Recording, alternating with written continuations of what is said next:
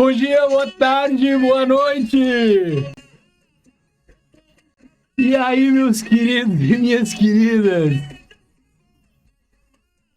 A safada, o safado agora é o livro, velho. É a legislação. É todo o resto. Pessoal, querido do meu coração, deixa eu tirar esse livro daqui. Não tô fazendo publicidade, né? Vamos tirar daqui. Mas, cara, a brincadeira é essa agora. O cheiro do livro tem que estar grudado no teu cobertor, velho. O que eu falei nas duas últimas aulas de revisão é exatamente como tem que ser a tua tônica agora. Deixa eu tirar aqui, né? Deixa eu tirar aqui essa música sugestiva, Tapão na Raba, né? Raiz Saia Rodada. E tá, com todo respeito, por gentileza, não se ofendam com essa música, quem não conhece. Mas agora é muita bunda na cadeira, gurizada. Agora é muita bunda na cadeira. Eu comecei brincando aqui com vocês, porque quando a gente fala em estudar, quando a gente fala em, vou fazer uma revisão lá, a gente às vezes esquece que o sofrimento faz parte.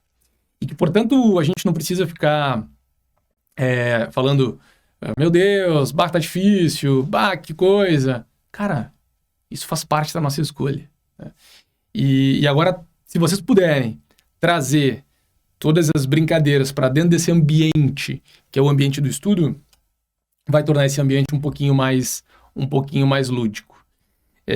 Nesse sentido, já aproveitando aqui o nosso início da aula de hoje, deixa eu só botar aqui os meus cronômetros aqui. Nesse sentido, eu te digo o seguinte, quando eu vou estudar, quando eu vou preparar uma aula, ou às vezes até fazer um trabalho mais mecânico, eu dou aula em graduação, como você sabe, né? Eu dou aula em graduação também, então quando eu vou postar as notas no sistema, né? Quando eu vou fazer algo mais mecânico assim, eu sempre procuro me motivar.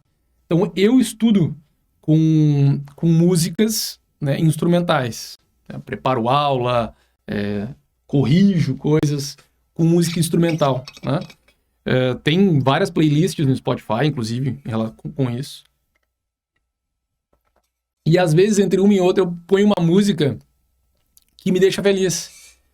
Uma música, no meu caso, normalmente essas músicas têm que ser músicas mais agitadas, músicas mais fortes, né?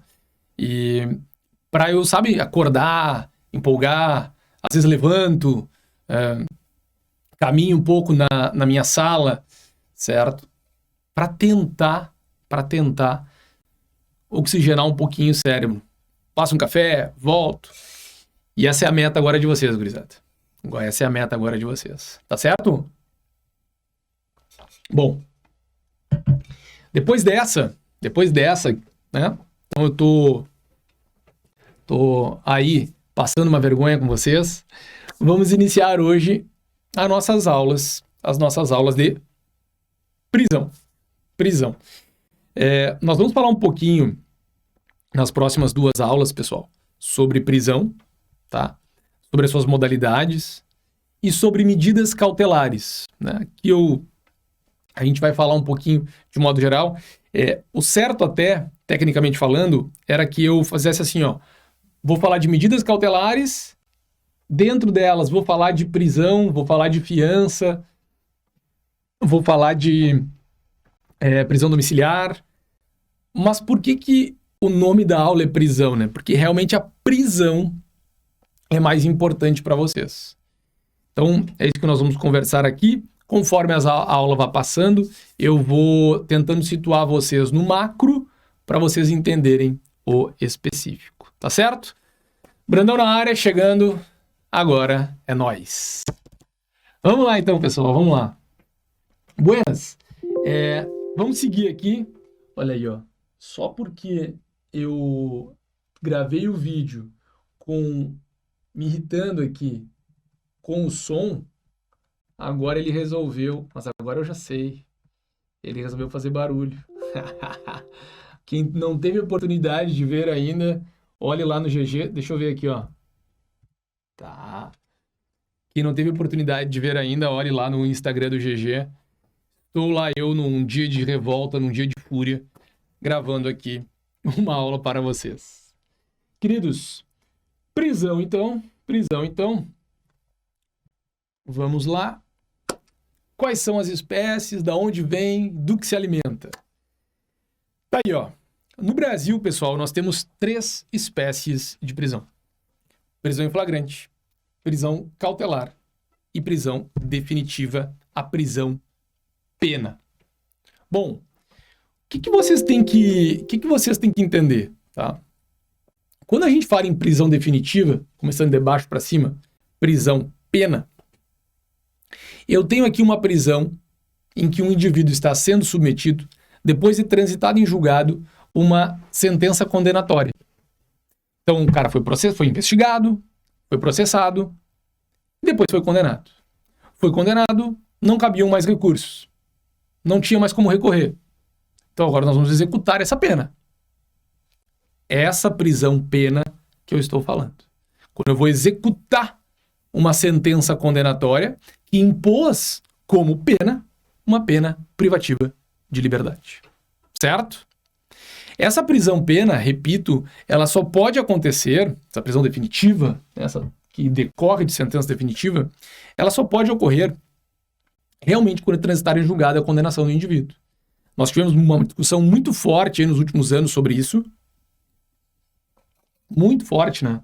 Falando sobre se podemos executar a pena de alguém quando essa pessoa foi condenada em segunda instância. Aí envolveu todo o caso do ex-presidente Lula, aí polarizou, né? Esquerdopata pra lá, nazista pra cá, e loucura. Vocês têm que se manter afastados disso. O estudo ele não pode remeter a vocês, o estudo ele já é cansativo, ele não pode remeter a vocês a coisas ruins, tá? Porque isso são pequenos detalhes que fazem toda a diferença lá no fim. Então tu te concentra na técnica. E a técnica que estava em jogo era a seguinte: a Constituição Federal, ela traz lá no artigo 5º, inciso 57, o princípio da presunção de inocência, que diz lá que ninguém poderá ser considerado culpado, tá, antes do trânsito em julgado da sentença penal condenatória. Está lá, é direito fundamental de todo e qualquer cidadão, meu, de vocês, e é cláusula pétrea, ou seja, não pode ser mudado. Não pode, por alguma outra emenda constitucional, sequer ser restringido.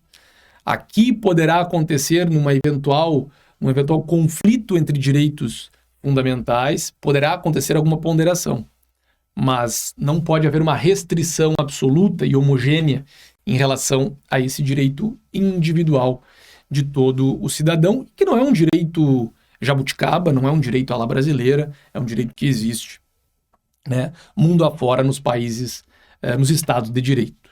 Pois bem, além dele, há dispositivo no Código de Processo Penal, tá? Nós vamos, inclusive, mostrar aqui logo no início para vocês. Também fala isso. Ninguém será considerado culpado, no Código de Processo ninguém será preso, fala. Ninguém será considerado culpado antes do trânsito em julgado da sentença penal condenatória. Vejam, se eu começo a executar uma sentença penal condenatória, se eu começo a executar uma condenação antes do trânsito em julgado, se eu prendo alguém por causa da condenação antes do trânsito em julgado, é claro que eu estou considerando essa pessoa culpada. E a Constituição diz que não pode. Mas eu discordo, direito seu, eu discordo de muitas normas também e tenho certeza que você discorda de tantas outras que não tem nada a ver com direito, com processo penal. Quer ver uma que eu discordo de barbada aqui? A tabela do imposto de renda. Tabela do imposto de renda, discordo. Porque ela tinha que ser muito mais progressiva. Ela tinha que ser muito mais escalonada. Né? Então, como é que o cara que ganha 8 mil, que no Brasil é muito, paga 27,5%, e o cara que ganha 100 mil paga 27,5%? Alguém está pagando demais e alguém está pagando de menos. Discordo. O que eu faço com essa minha discordância? Manifesto, dialogo, gostaria que algum governo mudasse, Mas eu descumpro? Eu saio descumprindo, gritando, chamando de maluco, louco, imbecil, nazista, esquerdopata, alguém que fala sobre isso? Não. Entendem como a gente tem que cuidar para não polarizar a nossa mente, principalmente aqui no estudo? Buenas. A Constituição traz isso como cláusula pétrea. E o STF decidiu. E o STF decidiu, como já tinha decidido em 2009, e o STF decidiu que realmente não se pode executar uma pena, uma sentença, antes de transitar em julgado. Bom, mas isso quer dizer que não se pode prender? Isso quer dizer que não se pode prender antes do trânsito em julgado? Ô, Brandão, responde aí. Claro que pode prender. E por isso essa paranoia toda não faz muito sentido. Porque se pode prender antes do trânsito em julgado da condenação, e é a segunda modalidade de prisão. Eu comecei de baixo para cima, na terceira, estou indo em direção à primeira. Vimos a terceira, agora a segunda. Prisão cautelar. O que é a prisão cautelar? A prisão cautelar é gênero do qual a prisão preventiva e a prisão temporária são espécies. Ó, vou colocar aqui, ó. Opa, perdoem-me. Deixa eu pegar a caneta aqui, ó. Preventiva, temporária.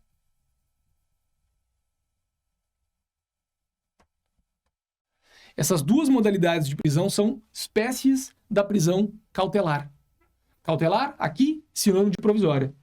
Sinônimo de provisória.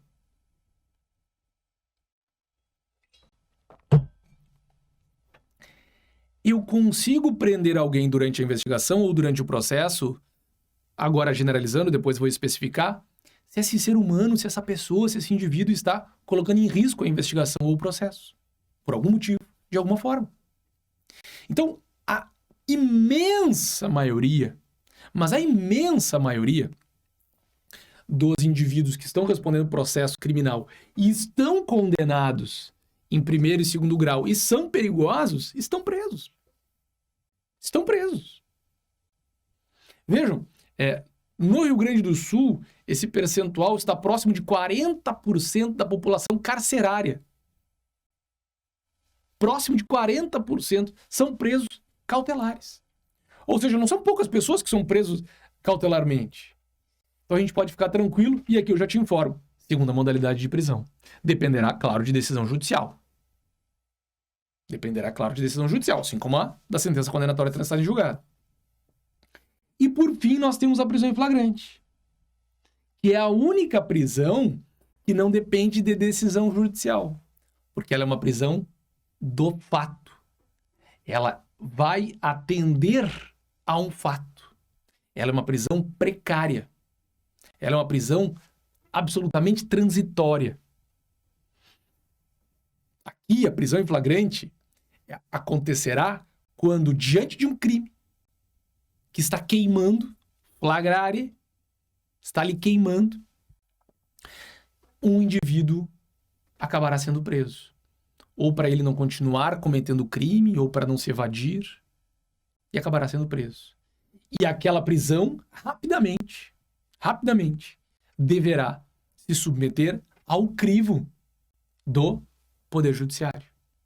Porque, num primeiro momento, ela não aconteceu por conta do Poder Judiciário. Então, aqui, os dois diplomas legais fundamentais aqui, além, é óbvio, do princípio da presunção de inocência, que está no artigo 5º, a presunção de inocência, artigo 5º, inciso 57 da Constituição. Aqui, inciso 61. Ninguém será preso, senão em flagrante delito, ou por ordem escrita e fundamentada de autoridade judiciária, salvo nos casos de transgressão militar ou crime propriamente militar definidos em lei. Artigo 283 do Código de Processo Penal. Ninguém poderá ser preso em flagrante ou delito, em flagrante delito, ou por ordem escrita e fundamentada da autoridade judiciária competente, em decorrência de prisão cautelar, o Código de Processo Penal já mais novo, utilizando nomenclatura mais nova, ou em virtude de condenação criminal transitada em julgado. Esses três elementos, artigo 5º, inciso 57, artigo 5º, inciso 61 e artigo 283 do Código de Processo Penal, formam a base dos tipos de prisão que nós temos aqui. Certo? A gente encerra esse bloco aqui e começa o próximo bloco falando da prisão em flagrante, pessoal. Até mais. Parece já por si só, né, algo meio maluco, né? Vocês pensem, e nós veremos isso, vocês pensem que qualquer cidadão do povo pode prender. Tá? Vamos falar sobre isso, tipos de flagrante.